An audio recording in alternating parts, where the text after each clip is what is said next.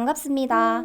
지금부터 원불교 일기법 중 심신작용 처리권, 감각감상, 유무념 작성 방법에 대해 소개해드리겠습니다. 심신작용 처리권은 오늘 하루를 어떻게 살았는가 있는 그대로 기재합니다. 어떤 일이 있었는지, 그때 내 마음은 어떠했는지, 그래서 나는 어떻게 했는지, 이러한 내용을 담는 것이 심신작용 처리권입니다. 그것이 잘한 일인가, 앞으로 어떻게 할 것인가 등 스스로 반성하는 내용이 들어가도 좋습니다. 심신작용 처리권 예시 첫 번째, 제목, 진실 혹은 거짓. 과에서 진행하는 설문 마감이 오늘까지였다. 마감 후 제출하지 않은 사람들에게 연락을 했다. 그중 한 명은 설문을 작성하긴 했는데 깜빡 잊고 제출만 안 했다고 말한다. 간단한 것인데 뭘 까먹었다는 것인지 이해가 잘 안 됐다. 솔직히 거짓말처럼 느껴졌다. 그냥 죄송하다 하고 제출만 하면 되는 걸 왜 변명을 하는 걸까? 라는 생각이 들었다. 나는 거짓말이 싫다. 상대가 거짓말하는 것 같다는 생각에 화가 났다. 마음이 요란해진 걸 알아차리고 마음을 멈춰 보려고 했다. 그리고 생각했다. 정말로 작성해놓고 잊었을 수도 있다. 상대가 거짓말을 했다고 단정짓지 않기로 했다. 만약 거짓말을 했다고 단정 지으면 상대를 계속 안 좋게만 볼 것 같았다. 그리고 생각하니 제출 기한은 짧았고 일정은 바빴으니 그럴 수도 있었다. 심신작용 처리권 예시 두 번째, 제목 빌런. 오전 시간 도서관에서 공부했다. 사람은 없고 조용해서 공부하기 좋은 환경이었다. 점심시간 후 1시에 다시 돌아오니 생각보다 많은 사람들이 열람실에 있었다. 늘어난 사람만큼 소음이 많아졌다. 펜 소리, 발 구르는 소리, 떠드는 소리, 카톡 알람, 책상 삐걱거리는 사람. 조용해야 할 도서관에 소음을 뿜어내는 빌런들이 가득했다. 공부하는데 집중할 수가 없었다. 오전에는 천국 같은 도서관이 빌런들 때문에 지옥같이 느껴졌다.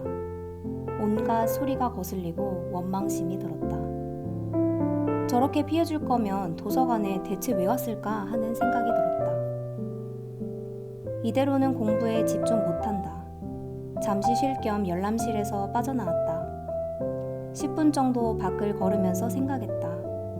어떻게 해야 공부에 집중할 수 있을까? 그 많은 사람을 조용히 시킬 수도 내가 다른 곳에 갈 수도 없었다. 결국 답은 하나였다. 빌런이다, 거슬린다라는 생각을 놓자. 다시 돌아와서 앉았다. 소음은 여전했다. 환경은 같지만 거슬린다는 생각을 놓으니 집중할 수 있었다. 문제풀이에 집중했다. 정해놓은 분량을 다 맞췄다. 감각감상. 감각감상은 오늘 하루를 살며 느끼고 깨달은 바를 적습니다. 보고 듣는 가운데 새롭게 느끼게 된 것, 깨닫게 된 것, 이러한 내용을 담는 것이 감각감상입니다. 감각감상 예시 첫 번째, 제목 두려운 마음. 친구와 따릉이를 탔다. 자전거는 초등학생 이후로 처음 타봤다. 타본 지도 오래되었는데 자전거를 잘 탈 수 있을까? 하는 두려움이 가득했다. 노들섬으로 가는 길에 계속해서 비틀거렸고 완전 못 탔다. 온몸이 땀으로 젖었고 너무 쉽지 않았다. 그래도 한번 타고 보니 다시 돌아갈 때는 훨씬 수월했다. 어느새 처음보다는 두려운 마음이 작아졌다. 두려움이 작아진 만큼 자전거 타기를 즐길 수 있게 되었다. 두려움은 일을 즐겁게 하는데 큰 가림막이 되는구나 하는 생각이 들었다. 낯선 일을 두려워하기만 하면 힘들고 괴롭지만 너무 두려워하지 않으면 낯선 일도 즐거울 수 있구나. 감각감상 예시 두 번째, 제목 자취방은 내 마음. 방 상태는 내 마음을 그대로 비추는 거울과 같다. 조금만 방심해도 방은 순식간에 어지러워진다. 바닥엔 옷, 싱크대에 쌓인 설거지, 책상엔 온갖 잡동사니, 이불은 정리되지 않았다. 너저분한 방을 보면 내가 마음을 이만큼 놓치고 있었구나 알게 된다. 다시 정신을 차리고 물건은 제자리에 놓고 쓰레기는 쌓아두지 않고 제때 버린다. 틈틈이 청소하며 최대한 방을 관리하려고 노력한다. 정리가 끝난 깔끔한 방에서 쉬면 마음이 편안하고 기분이 좋아진다. 이 맛에 방 정리를 하는 것 같다. 문득 자취방 청소하는 곳이 마음 공부와 참 닮아있다는 생각이 들었다. 하루 동안 마음을 챙기며 살고 밤이 되어 침대에 누워있을 때 느껴지는 깔끔함과 충만함. 그날 잠은 아무런 걱정 없이 바로 잠에 들 수 있었다.